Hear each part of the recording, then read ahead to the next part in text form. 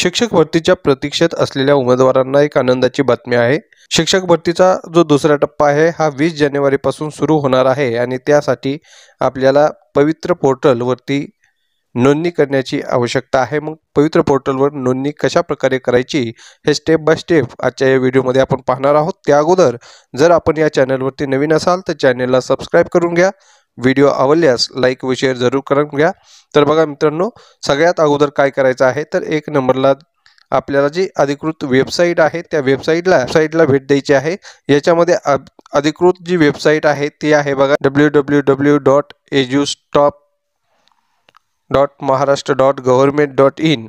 त्यानंतर बघा 2 नंबरला काय करायचं आहे तर नवीन खातं तयार करायचं आहे। होम पेजवर नोंदणी करा किंवा रजिस्टर हा पर्याय निवडायचा आहे। त्या ठिकाणी तुमचं संपूर्ण नाव, मोबाईल नंबर आणि वैध ईमेल आयडी भरा।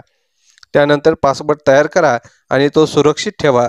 तुमचा मोबाईल नंबर आणि ईमेल आयडी सत्यापित करण्यासाठी आलेला OTP आपल्याला तिथे भरायचा आहे।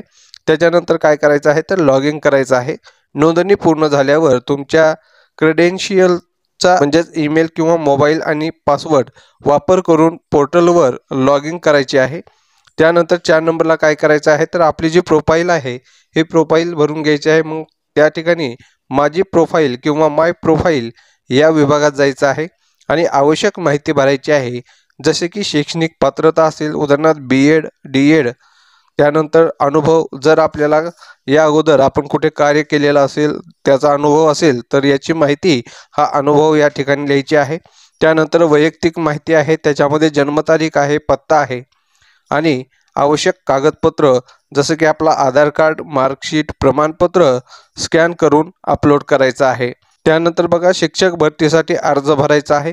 मग प्रोफाईल पूर्ण केल्यानंतर शिक्षक भरती अर्ज किंवा रिक्रुटमेंट ॲप्लिकेशन या पर्यायावरती क्लिक करायचं आहे आणि तुम्हाला ज्या जिल्ह्यासाठी अर्ज करायचा आहे तो जिल्हा, इतर आवश्यक तपशील भरायचा आहे।